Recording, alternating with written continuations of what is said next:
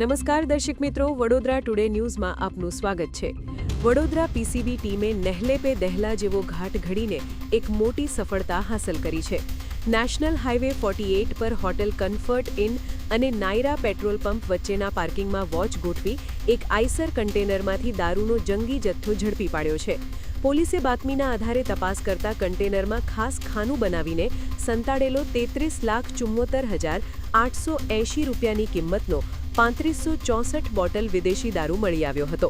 આ મામલે પીઆઈસીબી ટંડેલની ટીમે રાજસ્થાનના ડ્રાઈવર રમેશ કુમાર ઉર્ફે કાલુરામ ખીંચડની ધરપકડ કરી છે, તેમજ નહીં પકડાયેલ આરોપીને ઝડપી પાડવા તજવીજ હાથ ધરી સાથે કન્ટેનર તથા મોબાઈલ મળીને કુલ 48,79,880 રૂપિયાનો મુદ્દામાલ કબજે કરી હરણી પોલીસ સ્ટેશનમાં કાયદેસરની કાર્યવાહી હાથ ધરી। આવા જ તમામ લેટેસ્ટ અપડેટ માટે જોતા રહો વડોદરા ટુડે ન્યૂઝ।